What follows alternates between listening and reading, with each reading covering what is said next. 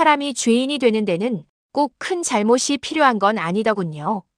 말 한마디, 고개를 끄덕인 침묵 하나면 충분했습니다. 특히 그 침묵이 가족이라는 이름 아래에서라면 더더욱 그랬습니다. 그 집 며느리는 늘 말이 없었습니다. 없다기보다는 말할 기회를 얻지 못한 사람이었죠. 무슨 일이 생기면 모두가 그녀를 바라봤고 아무 일도 없어도 그녀는 늘 의심의 중심에 서 있었습니다. 내가 좀 참아. 며느리가 그 정도도 못해. 그 말들이 쌓여 어느 날은 한 사람의 인생을 죄인으로 만들어버렸습니다. 이 이야기는 특별한 사람이 아닌 어쩌면 우리 주변 어디에나 있을 법한 이야기입니다.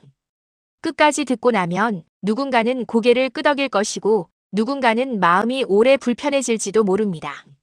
지금 이 순간에도 비슷한 일을 겪고 계신 분이 있다면 이 이야기가 혼자가 아니라는 신호가 되길 바랍니다.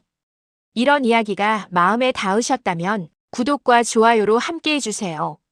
며느리의 이름은 지연. 38, 결혼 전까지 은행 창구에서 일하던 사람이었습니다. 정확하고 조용하고 실수 없는 사람이었죠. 그래서일까요? 이 집에서는 그녀가 가장 먼저 의심받는 사람이 되었습니다. 결혼과 동시에 일을 그만두자는 건 시어머니의 말이었습니다. 집안일은 사람이 해야지 돈이 하는 게 아니야. 그 말에 반대하지 않았습니다. 반대하면 시작부터 어긋난다는 걸 지연은 이미 알고 있었습니다. 시어머니 박순자는 이 집의 중심이었습니다.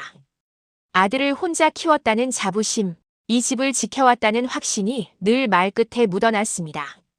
내가 이 집 아니면 누가 해. 요즘 며느리들은 다들 편하더라.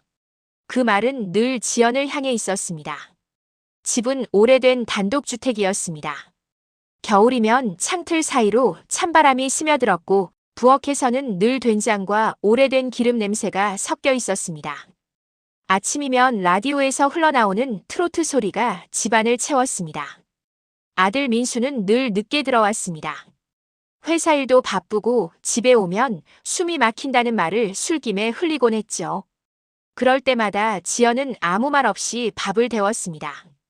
이 집에서 지연의 자리는 늘 애매했습니다. 가족이지만 완전히 속하지 않은 사람, 그래서 무슨 일이 생기면 가장 먼저 불려나오는 사람. 문제는 남편의 퇴직으로 시작됐습니다. 회사에서 구조 조정이 있었고 민수는 생각보다 이르게 회사를 나왔습니다. 퇴직금이 통장에 들어온 날 시어머니는 통장을 들고 지연 앞에 앉았습니다.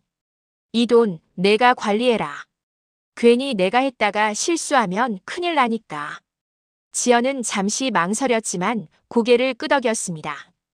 통장은 시어머니 명의였고 지연은 단지 은행 업무를 대신 봐주는 역할이었습니다. 처음엔 아무 문제 없었습니다. 집 수리비, 병원비, 공과금. 지연은 메모장에 날짜와 금액을 적어두며 관리했습니다. 그런데 어느 날부터 시어머니의 말투가 달라졌습니다. 요즘 장 보는데 돈이 왜 이렇게 많이 나가? 예전엔 이 정도면 충분했는데. 지연은 영수증을 내밀었습니다. 물가가 올랐다는 말도 덧붙였죠. 그런가? 시어머니는 그렇게 말하면서도 영수증을 끝까지 보지는 않았습니다. 며칠 뒤 시어머니는 다시 말했습니다. 통장이 좀 이상해. 내가 느낌이 있거든. 그 말이 나오기 시작하면서 집안 공기가 서서히 변했습니다. 밥상에서 지연의 젓가락 소리가 유난히 크게 들렸고 설거지를 하고 있으면 뒤에서 한숨이 흘러나왔습니다. 돈이라는 게 참 무서워. 사람 마음도 바꾸고 말이야. 그 말이 누구를 향한 것인지는 굳이 묻지 않아도 알 수 있었습니다. 지연은 그때도 아무 말하지 않았습니다. 말하면 상황이 나아지기보다는 자신이 더 의심받을 거라는 걸 알고 있었기 때문입니다. 그 침묵이 훗날 자신에게 어떤 값으로 돌아올지 모른 채 말입니다. 그날은 민수의 사촌이 결혼식을 올린 날이었다. 지연은 새벽부터 일어나 머리를 말리고 다림질이 덜 된 셔츠를 다시 펴고 시어머니가 고르다 만 옷들을 하나씩 정리해놨다. 너 그 옷 말고 이거 입어라. 괜히 남들 보기에 없어 보이면 안 된다. 시어머니는 지연의 옷장을 열어젖히며 말했다. 지연은 말없이 고개를 끄덕였다. 사실 무슨 옷을 입든 상관없다는 걸 이 집에서는 이미 오래전에 배웠다. 결혼식장에 도착하자 시어머니는 곧장 사람들 틈으로 들어갔다. 지연은 자연스럽게 뒤로 물러나 아이들 옆에 섰다. 그때 시어머니의 목소리가 들렸다. 우리 며느리 말이야. 내가 없으면 아무것도 못해. 웃음 섞인 말이었지만 사람들 시선이 지연에게 쏠렸다. 어색하게 웃어 보였지만 가슴 한쪽이 꾹 눌리는 느낌이 들었다.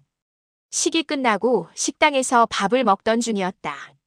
시어머니는 숟가락을 내려놓더니 갑자기 큰 소리로 말했다. 아참 여러분, 나 할 말 하나 있어요. 식당 안이 조용해졌다. 민수는 고개를 들었고 지연은 본능적으로 손을 움켜쥐었다.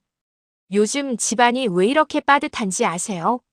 며느리가 돈 관리를 하는데 통장이 줄줄 새요. 누군가 작게 웃었고 누군가는 놀란 눈으로 지연을 봤다. 제가 나이가 들다 보니 숫자엔 약해도 느낌은 있거든요.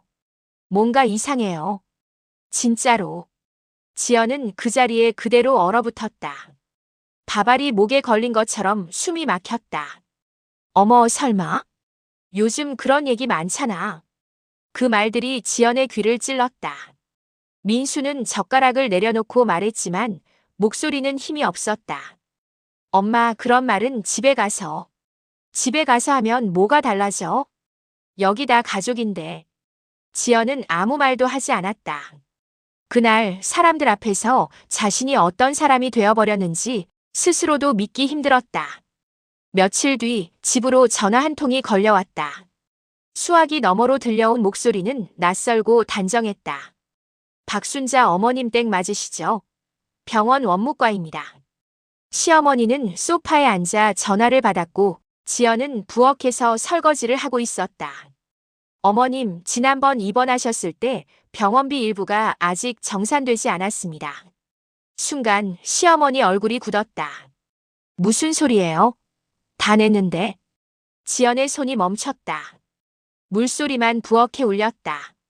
확인 결과 일부는 며느님 명의 계좌에서 처리되었고. 잠깐만요. 시어머니가 수화기를 덮었다. 지연을 노려보며 말했다. 너 이게 무슨 소리야? 지연은 천천히 물을 잠그고 나왔다. 그리고 처음으로 고개를 숙이지 않았다. 제가 냈어요. 민수가 방에서 나왔다. 뭐라고? 지연은 가방에서 봉투 하나를 꺼냈다. 두툼한 서류 봉투였다. 입원비 약값, 그리고 어머님이 예전에 쓰신 대출 일부. 시어머니의 얼굴에서 핏기가 사라졌다. 그걸 왜 내가? 어머님이 쓰러지셨을 때 병실에서 들었어요. 이 돈만 없었어도라고 혼잣말 하시는 거. 민수는 처음 듣는 이야기였다. 서류를 넘기던 손이 떨렸다. 왜 나한테 말 안 했어? 지연은 잠시 침묵하다가 말했다. 말하면 또 제가 계산적인 사람 될까 봐요. 그 말에 방 안이 조용해졌다. 시어머니는 소파에 주저앉았다. 그럼 내가 사람들 앞에서 한 말은? 지연은 대답하지 않았다. 그 침묵이 어떤 말보다 더 무거웠다. 소문은 빠르게 퍼졌다. 며느리가 돈을 빼돌린 게 아니라 자기 돈을 보태 집안을 지켜왔다는 이야기.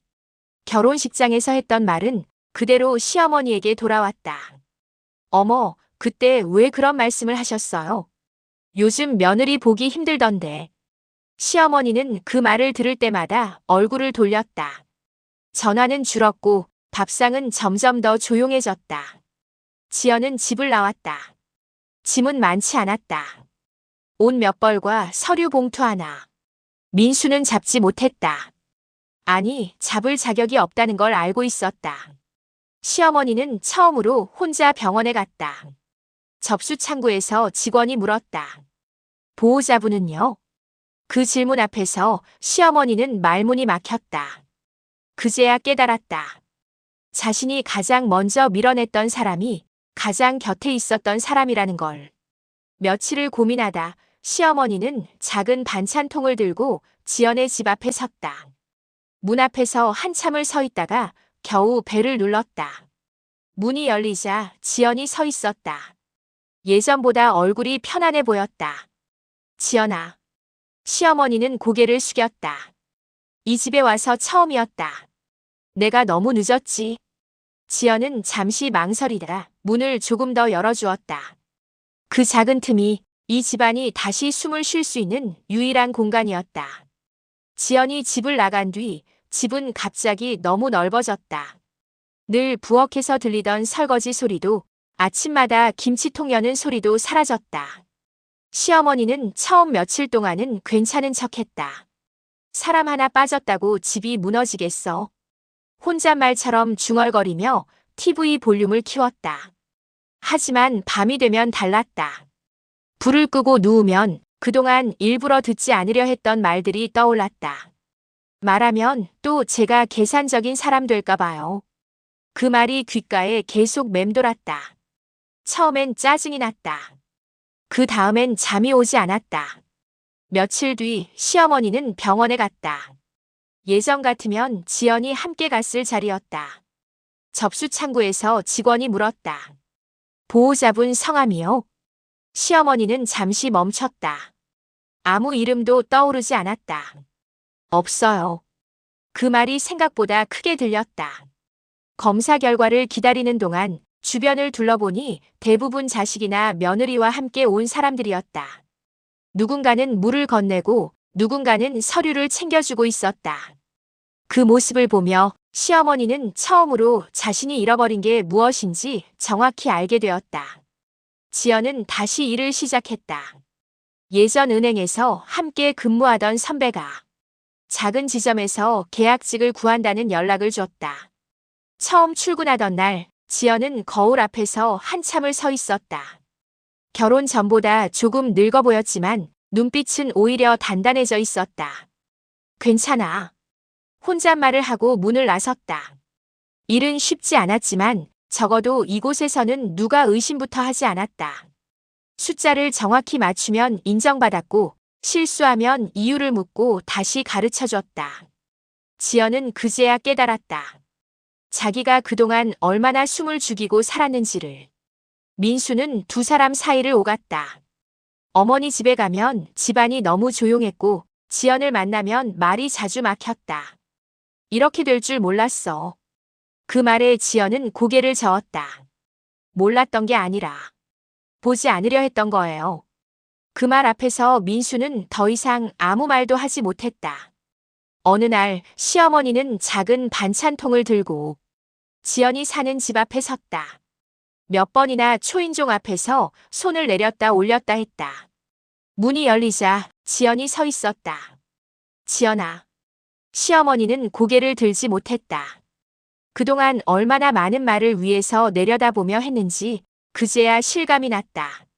내가 너를 너무 쉽게 몰아붙였다. 나 살겠다고 너를 죄인 만들었다. 지연은 바로 대답하지 않았다.